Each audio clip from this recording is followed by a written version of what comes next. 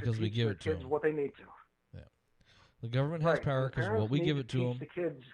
And if we don't teach our kids how to keep that power, then it doesn't get passed on. Right. If they can't teach us as children how to do all this, how do they expect their children to grow up and actually succeed?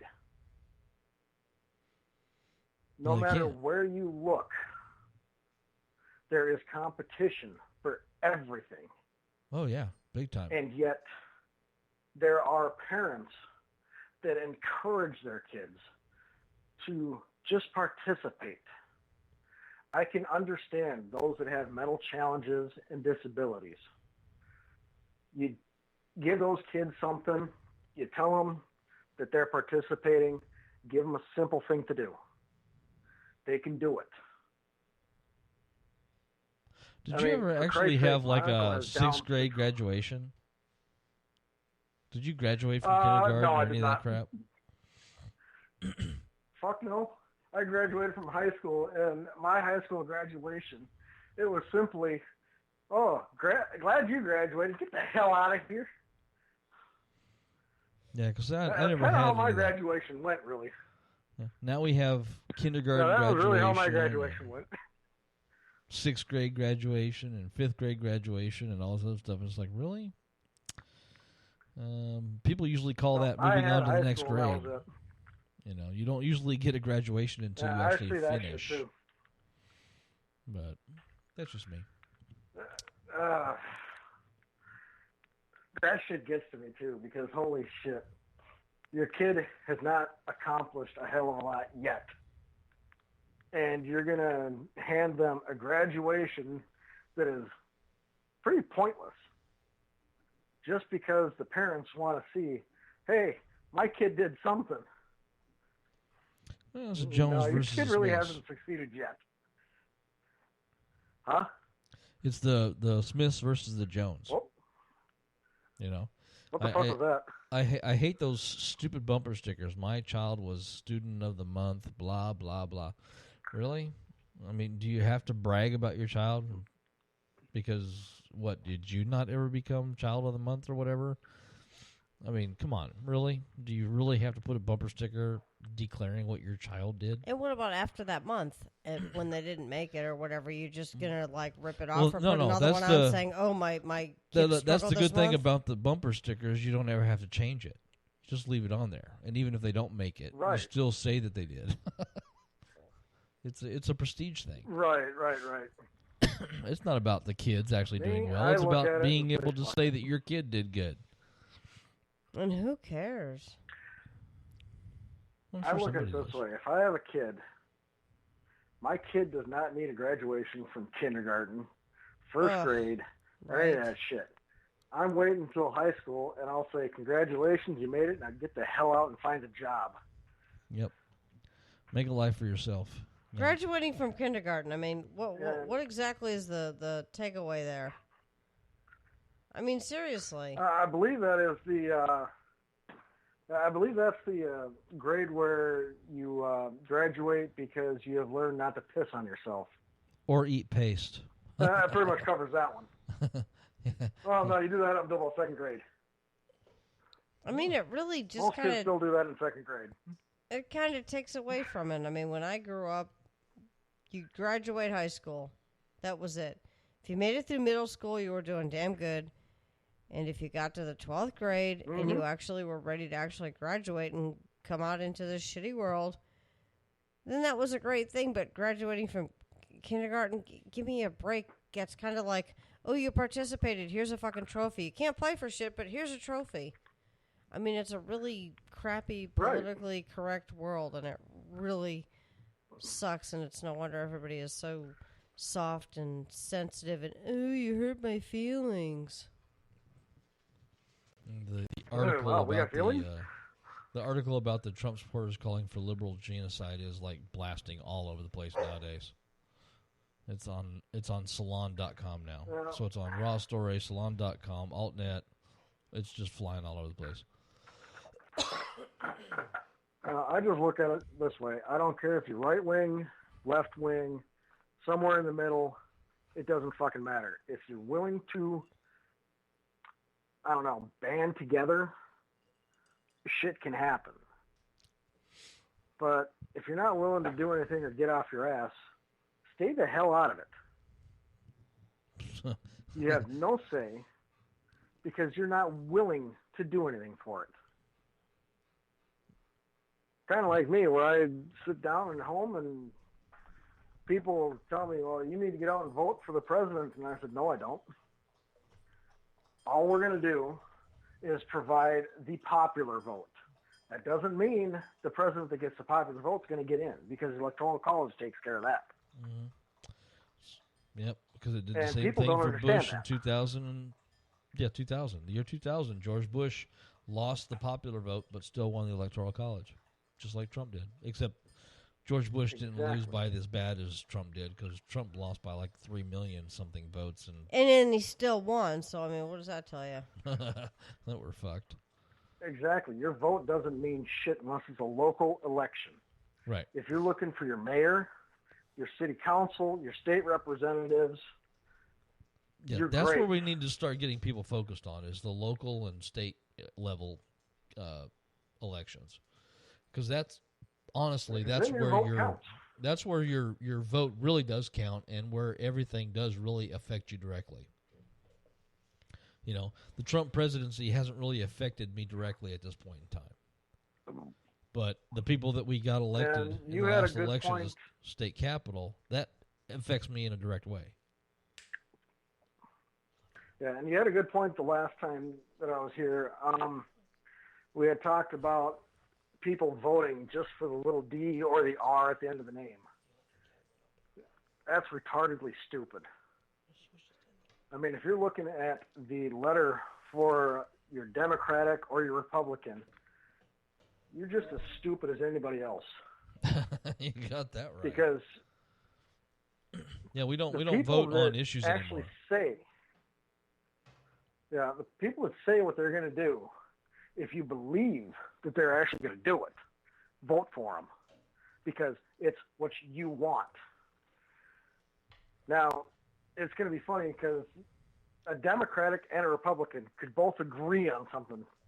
God forbid they actually do this. But they could actually agree on something, and people would still vote for the D or the R. Right. And no change would happen either way. So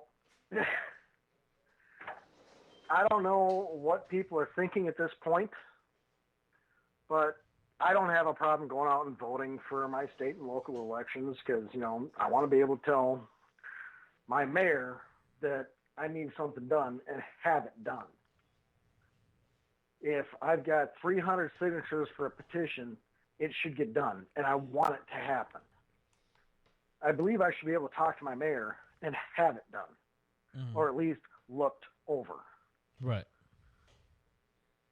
Can I write a letter to President Trump with 300 signatures on a petition, have him look at it? He's going to laugh at it. He's not ever going to see it. Because he doesn't really care. Oh, he's not going to care. Mm-hmm. Which is why he'll never see it. Your local people, like your mayor, are more likely to see it. Mm-hmm. Now, when I was originally having all the problems I had getting my disability through the military, because obviously I am hurt. Don't add in my job factor because, yes, that hurts too. But I wrote a letter to one of the state representatives. I actually got a response back. I have talked directly to one of the senators here in the state of Minnesota and gotten things done. I have emailed him, gotten things done. I don't see that happening if I were to email President Trump. I don't see that happening if I were to email the Supreme Court. None of that shit would matter to them. They're already at the top of the power chain. But the lower end people, they do care about you somewhat. And it's enough to look at your letter and say, hey, maybe we can help you. Well, I mean, for us, it's real easy. We know who the mayor is, and we know where his gun store is. So we can just go crash his gun store and say, "Hi, how you doing? We want to talk to you." But he also knows us too, because we were campaigning and stuff like that, and we're kind of public figures nowadays in our area, so it makes it easier. But Right. still, there's a lot of ways that people can communicate and actually get through to their legislators. Here in Arizona, we've got request to speak, Right. So and people don't use it. what I'm looking at is I've been able to write letters, get shit done, and they don't even ask me to vote for them. The great thing is, now, I can throw this guy out directly, and I'm sure some people will look him up and figure out who he is. But Senator Jim Abler here in Minnesota, I've talked to him directly several times. Not once has he asked me to vote for him or donate to his cause. He just looks at everything, says that I'm right, this needs to be done. I mean, I got cut off food support because who the hell knows what reasoning was. And the lady that I had to deal with at the time told me that I should not rely upon food support to get food. Isn't that what it's there for? Yeah. I mean, that's the whole support net that we have in our country, or that we're supposed to have in our country, is to help people when they don't have the ability or the opportunity to help themselves. Right. So as we continue, though, she tells me that I need to get off my ass and go to food shelves and church organizations to get food from them. And I'm sitting here thinking, okay, are you going to drive me? Obviously, I can't drive. I'm running around with a cane, and I'm busted up. How am I going to drive when the state says, no, you can't have a license? I mean, granted, I can get in the car, I can drive off, but how am I going to do it legally? And she tells me that it's not her problem. Of course not. I get a hold of Senator Abler, or I believe it was actually Representative, I think. Yeah, Representative Abler. But I got a hold of him, talked to him, and what came back was I had been on food support for roughly 3 months at the time.